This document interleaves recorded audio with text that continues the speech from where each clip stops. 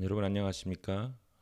2021년 11월 27일 매일 성경을 기초로 큐티를 나누고자 합니다. 오늘 말씀은 사사기 12장 1절부터 15절까지 말씀이고, 제가 말씀의 제목을 에브라함 지파의 시기심이라고 정해봤습니다. 제가 내용을 짧게 요약을 하면은, 입다가 암몬 족속과 전쟁을 할 때에 결국은 승리를 하게 됩니다. 그때 시기심에 사로잡힌 에브라함 지파가 시비를 거는데, 시비의 내용은 왜 너 전쟁할 때 우리를 동참시키지 않았느냐 하는 그러한 내용이었습니다. 그러나 사실은 입다가 에브라함에게 같이 하자고 이렇게 얘기를 했거든요. 근데 에브라함이 처음에는 그걸 주저주저하고 동참을 안 한 거예요. 근데 입다가 결국은 승리한 것을 보자 에브라함 지파가 뚱땅지 같이 왜 우리를 같이 동참시키지 않았냐고, 이런 나쁜 놈 하면서 입다를 경록해 하게 됩니다. 그러면서 이 에브라함 지파가 이 길라 사람들, 입다가 있던 그 지역의 사람들의 약점을 얘기해요. 뭐라고 하냐면, 너 길라 사람들은 에브라함에서 도망한 그런 미천한 사람들 아니냐고, 이런 식으로 경로하게 함에 따라 입다가 자기의 감정을 추스르지 못하고 결국은 에브라함하고 전쟁을 하는 내전을 벌이게 됩니다. 그래서 수많은 사람들이 죽게 됩니다. 제가 은혜 받은 한 절은 바로 그 절입니다. 사사기 12장 4절. 입다가 길라 사람을 다 모으고 에브라함과 싸웠더니 길라 사람들이 에브라함을 쳐서 파하였으니 이는 에브라임의 말이 너희 길라 사람은 본래 에브라임에서 도망한 자로서 에브라임과 므낫세 중에 있다 하였음이라. 누가 더 잘못을 한 걸까요? 결국 전쟁을 했다라는 측면에서는 에브라임이나 입다가 둘 다 잘못한 거죠. 결론적으로 내전을 해서 수많은 사람이 죽었으니까. 근데 이렇게 전쟁을 하게 된 원인 제공이 누가 더 책임이 많을까요? 에브라함이 많을까요? 아니면 입다가 많을까요? 저희가 생각할 때는 에브라함이 책임이 더 많은 것처럼 보입니다. 사실 입다가 전쟁을 같이 하자고 했을 때 참여 안 했다가 승리하고 나니까 왜 우리를 동참시키지 않았냐고 말도 안 되는 시비를 걸은 거죠. 그러나 성경의 내용을 보면은 에브라임보다는 도리어 입다가 감정을 절제하지 못하고 전쟁을 한 거에 대한 책임을 묻는 듯한 그러한 내용입니다. 사실은 이런 비슷한 상황이 입다뿐만 아니라 다른 사람들도 있었어요. 기드온이 있었고 다윗이 있습니다. 기드온은 사사기 8장에 보면은 굉장히 비슷해요. 그 전쟁을 할 때 그 에브라임이 거의 동일한 내용을 이렇게 얘기합니다. 전쟁을 참여하지, 미디안 사람과 전쟁할 때 참여하지 않았다가 나중에 승리하고 나니까 왜 우리를 부르지 않았냐 이렇게 했을 때 기드온은 그거를 다 받아줍니다. 에브라임 분들, 족속들, 너희들도 이런 일을 많이 하지 않았냐고. 우리가 그 한순간에 그 전쟁을 해서 승리한 것보다 너희가 꾸준하게 지속적으로 그 미디안 사람들하고 싸우고 했던 것들이 더 크지 않냐고.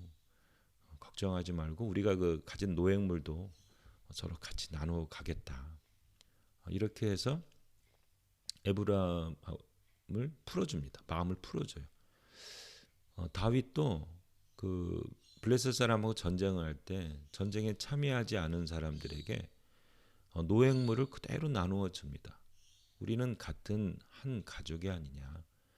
전쟁을 한 사람이나 후방에서 또 아이들을 돌본 사람이나 다 똑같지 않냐 해서 그 노획물을 골고루 나누어줘서 결국은 사람들에게 인정을 받게 되죠. 이게 리더의 뭐라고 그럴까요? 그릇이라고 할까요? 입다는 아마 그 도망한 자라는 좀 이렇게 좀 사실 입다가 그 길르앗에서 또 도망가 가지고 살았잖아요. 무시받고 뭐 이런 것들을 아마 제대로 감정 처리를 못한 거죠. 그래서 결국은 에브라임하고 전쟁을 해서 수많은 사람들이 죽게 되는 결과를 맺게 됩니다.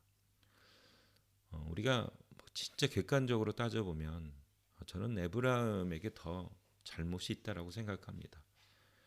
그러나 영적인 리더들로서 예수님을 그리스도로 믿는 우리들로서는 서로 화목하게 만드는 것은 결국 어떤 팩트라든가 누가 잘못했다 잘했다 이것으로 화목을 이루는 것은 아니라고 생각합니다. 예수님의 마음이죠. 자기를 죽이려고 했던 그 가룟 유다 끝까지 사랑하시고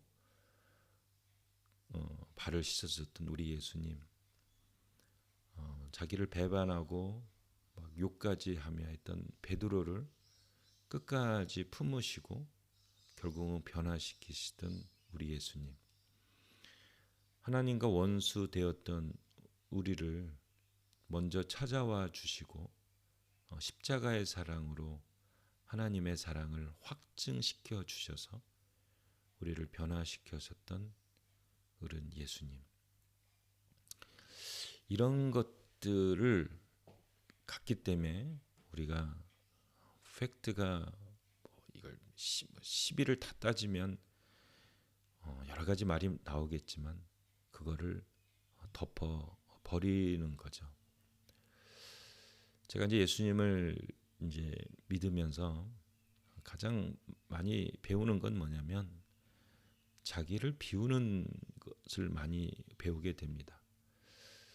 예수님이 오른밤을 치면 왼밤을 돌려대고 오리를 가자 하면 십리를 가고 겉옷을 달라 하면 속옷을 줘라. 이게 사람을 감동시키고 결국 화목을 이루는 기초가 되게 됩니다.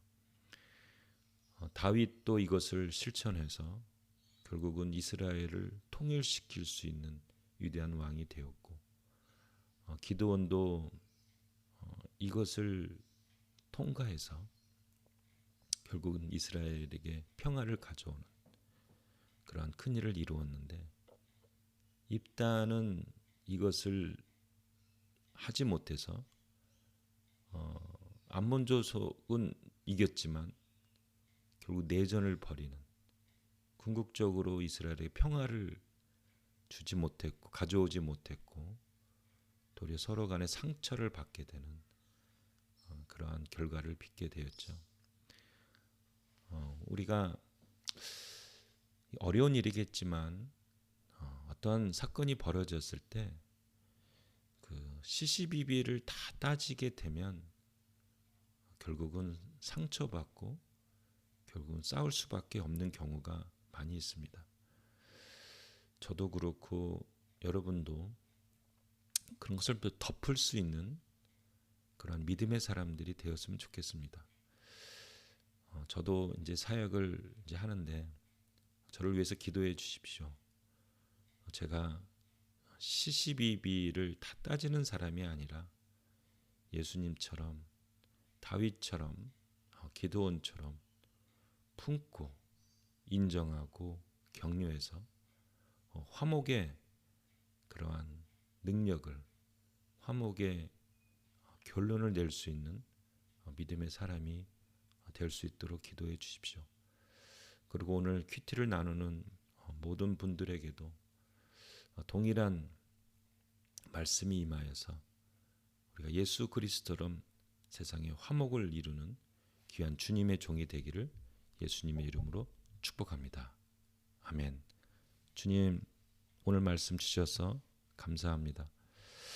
주님, 저희들이 예수님의 그 삶의 눈을 픽스하여서 정말 세상 가운데 화목을 이루는, 공동체 가운데 평화를 이루는 예수님의 삶, 다윗의 삶, 기드온의 삶을 살 수 있도록 도와주시옵소서. 감사하며 우리 주 예수 그리스도의 이름으로 기도합니다. 아멘.